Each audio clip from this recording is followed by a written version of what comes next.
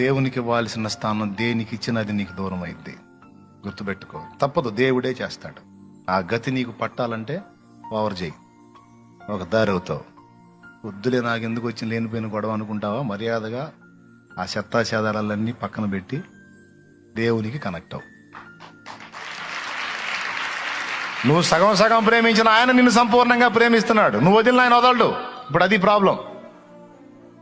నువ్వు మర్యాదగా దారిలోకి రాకపోతే ఎలా వస్తావో ఆయనకు తెలుసు. చూస్తావా ఎట్ట తెస్తాడో? అంటావా దమ్ముంటే చూపిమనని?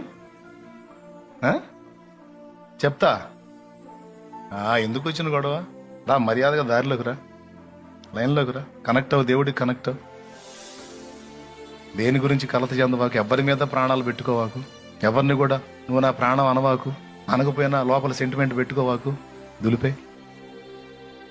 ఎవరు బాధ్యతలు వాళ్ళకి నెరవేర్చడం వరకే నీ పని. నీ టైం అయినప్పుడు నేను వెళ్ళాలా, నువ్వు ఎవరి టైం అయినప్పుడు వాళ్ళు వెళ్ళిపోతూ ఉంటారు. బస్ ఎక్కుతారండి అందరూ బస్ స్టాండ్లో. గణపారం వాడు గణపారంలో దిగుతాడు, బోయపాలి వాడు బోయపాలలో దిగుతాడు, ఓబల్లాడపాలు వాడు అక్కడ దిగుతాడు, గుంటూరు గుంటూరులో దిగుతాడు. ఎంతోమంది బస్సు ఎక్కుతారు, నీతో కలిసి కొంత ప్రయాణం చేస్తారు, వారి సమయం వచ్చినప్పుడు దిగి వెళ్ళిపోతారు. ఏ ఒక్క ప్రయాణికుడు నీతో స్థిరంగా శాశ్వతంగా ఉండడం అనేది పచ్చి నిజం. నువ్వు తట్టుకోవాల్సిన నిజం, వాస్తవమైన నిజం, ఒప్పుకోవాల్సిన నిజం. అవి కడుపును పుట్టినోళ్ళు కావచ్చు, తోడ పుట్టినోళ్ళు కావచ్చు, నిన్ను కన్నోళ్ళు కావచ్చు, నువ్వు కన్నోళ్ళు కావచ్చు, నిన్ను కట్టుకున్నోళ్ళు కావచ్చు,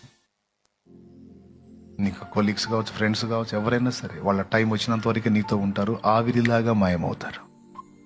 అందుకే ఎక్కువ ఆశలు, ఎక్కువ ప్రాణాలు దేని మీద కూడా పెట్టుకోవద్దు.